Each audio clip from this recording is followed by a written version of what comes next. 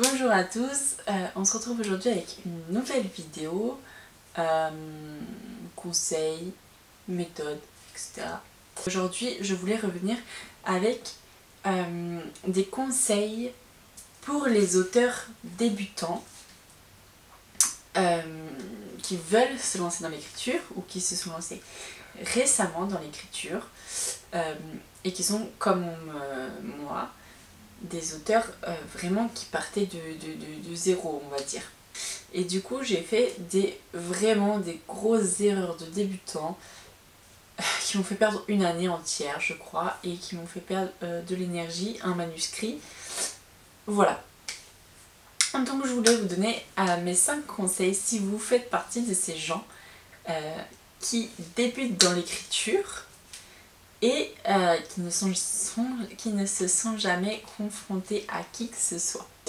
Bien sûr ce sont des conseils seulement qui ont fonctionné pour moi, ce ne sont pas des conseils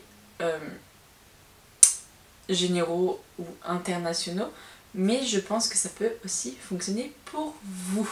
Le tout premier conseil, ce serait simplement de se lancer dans l'écriture de ce qu'on veut en laissant un peu la technique de côté, hein, parce qu'il y a plein de vidéos YouTube qui sont géniales mais qui nous montrent comment améliorer notre écrit, toutes les étapes d'une bonne histoire, etc. etc., etc. Mais quand on débute, on va avoir tendance à regarder toutes ces vidéos et à se dire ben ça fait trop, comment je vais faire pour réussir à faire tout ça. Donc voilà, la première chose qu'il faut faire, c'est se lancer sans réfléchir, en se disant de toute façon là, j'écris juste pour moi, c'est pas grave. Se lancer dans le style qu'on veut, avec les personnages qu'on veut, peu importe, on se lance, soit on fait un petit plan avant, soit on se lance directement comme ça, mais on se lance et on écrit. Parce que la seule manière de ne plus être un novice, c'est de se mettre à écrire. Mon deuxième conseil, ce serait de confronter vos écrits à des lecteurs. C'est selon moi la chose la plus importante pour s'améliorer. C'est-à-dire que moi j'avais jamais fait lire quoi que ce soit à qui que ce soit. À partir du moment où je suis allée sur l'atelier des nouvelles, je vous mets du coup le lien en barre d'infos, j'ai eu des retours sur mes écrits très régulièrement et du coup j'ai pris en compte les choses qu'on me disait d'améliorer au fil du temps et je sais que mon style s'est amélioré au fil des semaines, déjà parce qu'on me le disait et parce qu'au bout d'un moment quand je relisais mes premières nouvelles je me disais oh mon dieu mais qu'est-ce que c'est que cette horreur, enfin, je voyais tout de suite ce qui n'allait pas. Donc voilà, on ne peut pas s'améliorer selon moi si on ne fait jamais en sorte de faire lire ce qu'on écrit. Et du coup je vous mets dans la barre d'infos le lien du Discord de l'atelier des nouvelles et aussi le lien du forum des typoteurs où c'est pareil, vous pouvez poster vos écrits, une partie de vos écrits, pour avoir des retours de lecteurs sur ce que vous avez écrit, des conseils pour vous améliorer, etc. C'est vraiment génial. Dans les deux cas ce sont des retours bienveillants, donc normalement vous ne serez pas déprimé, mais il faut de toute façon vous dire que votre style n'est pas parfait et il faut l'améliorer et le seul moyen pour l'améliorer c'est d'avoir des critiques constructives. Mon troisième conseil, celui que j'aurais aimé qu'on me dise il y a un an, c'est de ne pas me lancer dans un projet trop ambitieux. C'est-à-dire que je trouve que écrire un roman quand on n'a jamais écrit, c'est une très mauvaise idée. Il faut mieux écrire des formats courts, je pense, le temps de se faire sa plume, de trouver son style, de trouver sa voix, de voir dans quel temps on est plus à l'aise. Est-ce qu'on est plus à l'aise avec une narration au présent ou avec une narration au passé? Est-ce qu'on est plus à l'aise avec un narrateur à la première personne ou un narrateur à la troisième personne? Est-ce qu'on est plus à l'aise avec un point de vue interne ou un point de vue omniscient ou un point de vue externe ou une alternance de points de vue? Tout ça, et aussi dans quel genre est-ce qu'on est le plus à l'aise?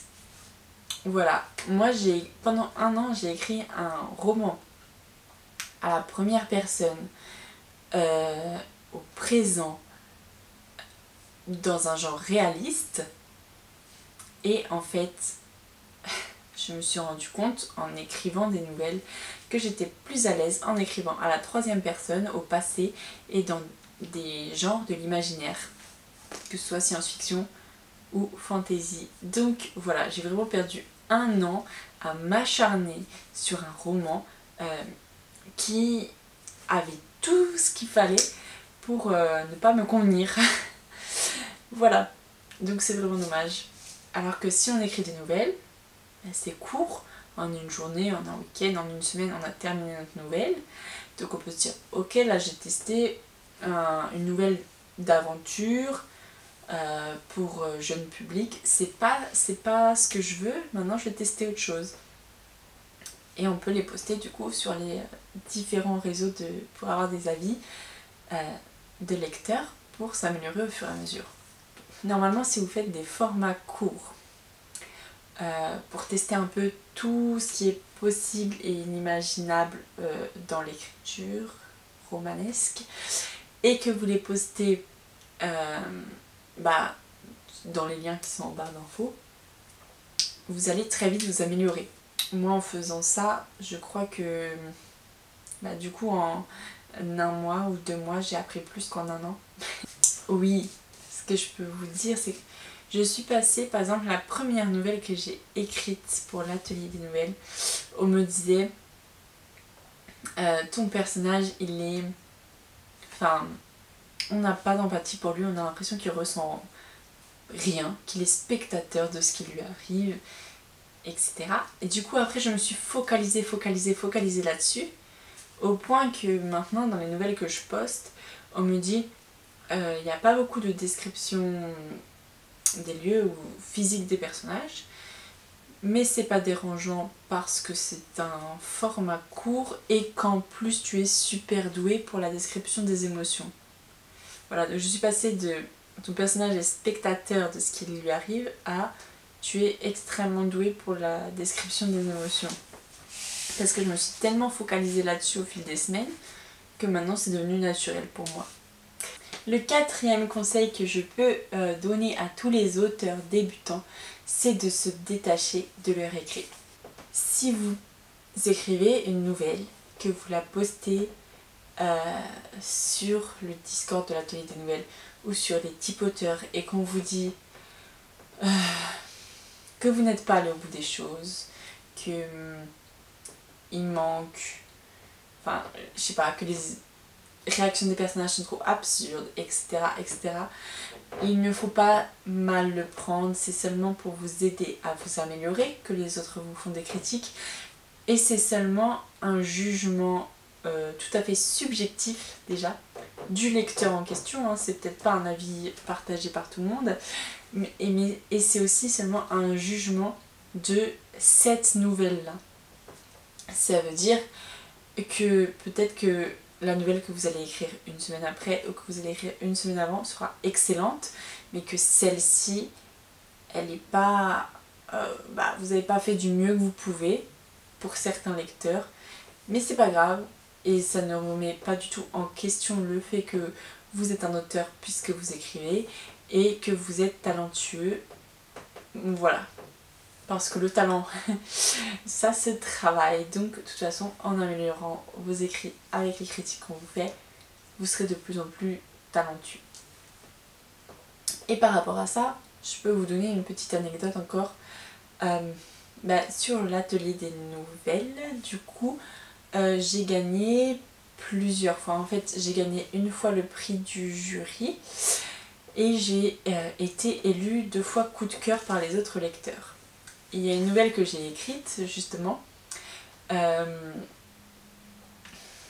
sujet c'était la haine. Et quasiment tous les lecteurs avaient beaucoup aimé ma nouvelle. Les 2 membres du jury aussi, j'avais eu de très bonnes notes et j'avais été élue coup de cœur. Et l'une des lectrices a lu ma nouvelle, m'a dit qu'elle était très déçue par rapport aux autres nouvelles que j'avais écrites, que c'était très maladroit, je sais plus, qu'il y avait plein d'événements qui étaient complètement absurdes.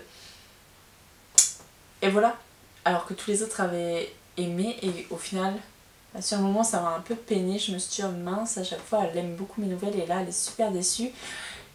Et en fait cette nouvelle a été élue coup de cœur. Donc tout ça pour vous dire que en fait c'est pas grave, les erreurs sont humaines et tout ça, ça reste de l'art. L'art c'est subjectif, c'est un avis personnel et tout le monde ne peut pas apprécier ce que vous faites quoi qu'il arrive. 5e conseil, le dernier conseil que je peux vous donner si vous voulez vous lancer dans l'écriture, c'est de tout simplement lire et encore lire. Ça, ce sont que des conseils que j'aurais aimé qu'on me dise avant, parce que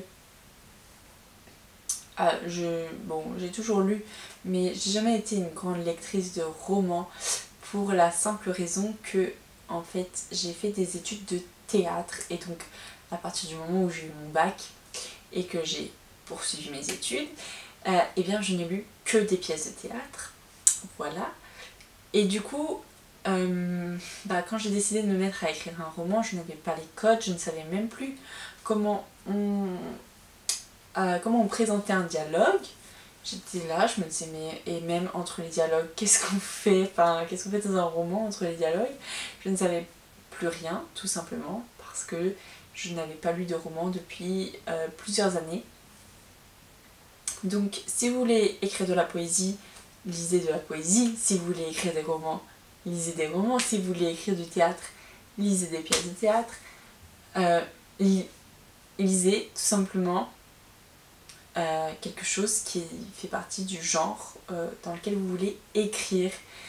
Moi, depuis que j'écris des romans et des nouvelles, j'ai vraiment augmenté très très considérablement mes lectures.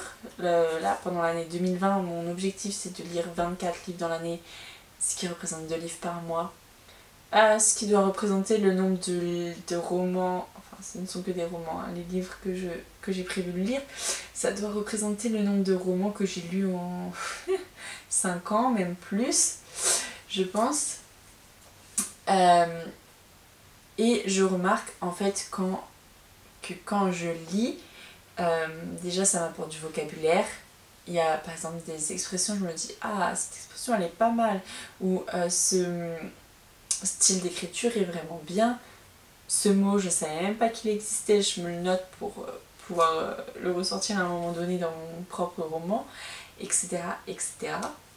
Donc voilà, pour avoir les codes de ce qu'on veut écrire, je pense que c'est vraiment indispensable de lire. Voilà.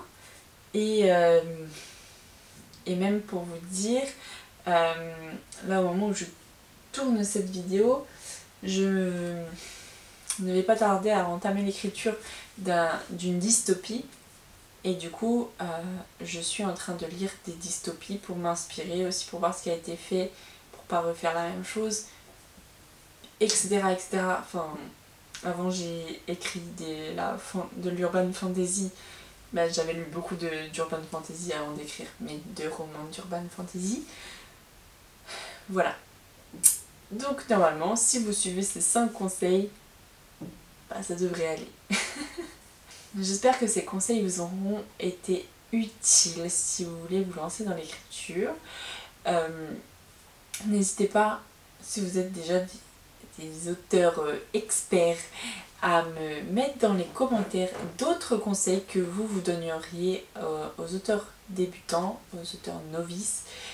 Et voilà, je vous retrouve du coup dans 2 semaines, j'espère, si j'ai le temps de monter la vidéo, pour un vlog, je ne sais pas encore lequel, c'est pas grave.